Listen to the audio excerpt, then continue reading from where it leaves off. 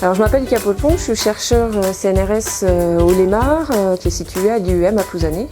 Et je travaille sur la thématique plastique que je co-dirige avec mon collègue Arnaud Huvet de l'Ifremer depuis maintenant 6 ans.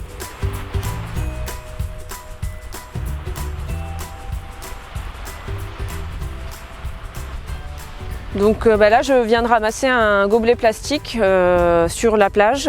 C'est malheureusement quelque chose qui est propre à toutes les plages du monde entier, donc la présence de déchets plastiques. Ça peut être des gobelets, ça peut être aussi des bouteilles en plastique, des sacs en plastique, tout ce qui est emballage alimentaire, mais aussi mégots de cigarettes qui sont composés de plastique et coton-tige. Alors on est de plus en plus sensibilisé sur le fait que cette pollution plastique, c'est un problème environnemental majeur qui touche tous nos écosystèmes. Mais ce que les gens savent moins, c'est que c'est juste la partie émergée de l'iceberg et que la partie immergée de l'iceberg, celle que les gens ne voient pas, est composée par les microplastiques. Les microplastiques, c'est les débris plastiques qui sont inférieurs à 5 mm. Donc ça va être aussi bien des fragments de gros déchets plastiques qui se sont fragmentés au cours du temps par l'action mécanique des vagues, mais aussi du soleil et de l'eau, qui vont donner lieu à des fragments de plus en plus petits, de taille millimétrique jusqu'à micrométrique. Moi, je m'intéresse à la contamination des écosystèmes côtiers marins par les débris plastiques, avec principalement 3 axes de recherche. Donc le premier axe, on va essayer de déterminer les niveaux de contamination dans les écosystèmes côtiers et le devenir des débris plastiques dans ces écosystèmes. Dans le deuxième axe, on s'intéresse à la colonisation de ces débris plastiques par tout un tas de micro-organismes, notamment des bactéries, et au rôle de ces débris plastiques qui sont transportés sur très longues échelles de temps et d'espace dans la dissémination d'espèces nuisibles qui peuvent être ou des espèces invasives ou des espèces pathogènes pour les organismes marins et notamment les mollusques bivalves qui sont un de nos modèles d'études. En fait, alors on peut faire une coupe mais je voudrais partir du point tout là-bas là. C'est possible ? Donc aujourd'hui on fait des prélèvements en rade de Brest à l'aide d'un filet manta. Donc le filet manta, c'est un filet qui a 2 ailes métalliques qui lui permettent de flotter à la surface de l'eau et donc de récupérer tous les particules de plastique flottants. Donc c'est un filet qui a une maille de 335 microns, donc on récupère tout ce qui est au-dessus, en théorie tout ce qui est au-dessus de cette taille-là. Hop là, embarqué. Donc ici on a un échantillon du premier trait de filet manta qu'on a fait ce matin. Alors à l'œil nu, ce qu'on voit, il y a du polystyrène expansé, il y a pas mal de particules bleues, il y a aussi quelques mégots de cigarettes et il y a évidemment beaucoup de débris organiques, alors des algues, des végétaux, du plancton, etc.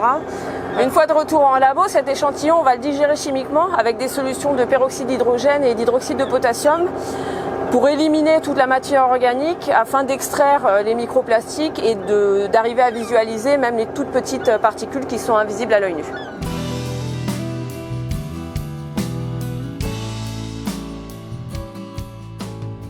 Ici, on fait de la spectroscopie infrarouge à transformer de Fourier, donc on appelle aussi FTIR.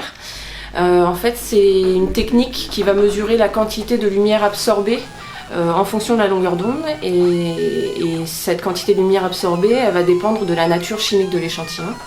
Et donc c'est une technique qui va nous permettre d'identifier si nos microparticules sont du plastique ou d'autres substrats de type organique ou inorganique. Et si c'est des particules plastiques, on va avoir des pics caractéristiques qu'on voit apparaître sur cet écran qui vont nous permettre d'identifier quel type de plastique c'est. Si c'est du polyéthylène, polypropylène, PVC, etc.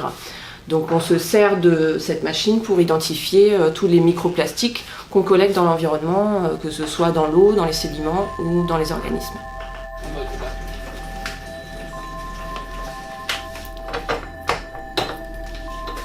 Alors en étude d'impact, il y a tout un tas d'organismes modèles en laboratoire qui peuvent être utilisés. Nous, au Lémar, on utilise l'huître creuse, donc Crassostrea gigas, qui est un modèle d'étude très intéressant parce que c'est une espèce qui est économiquement et écologiquement extrêmement importante à l'échelle mondiale.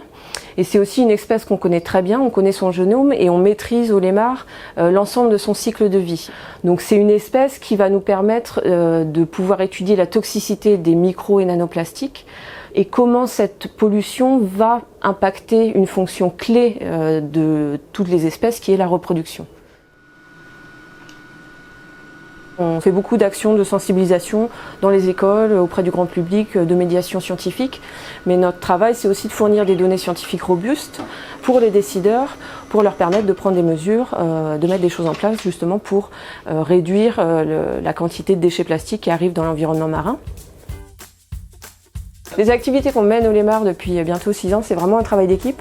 On est une dizaine de scientifiques, chercheurs, ingénieurs, techniciens, post-doc, thésards, qui travaillons sur cette thématique ensemble. C'est vraiment une équipe extrêmement dynamique, joyeuse et bienveillante, et c'est ça aussi qui permet de mener une recherche productive.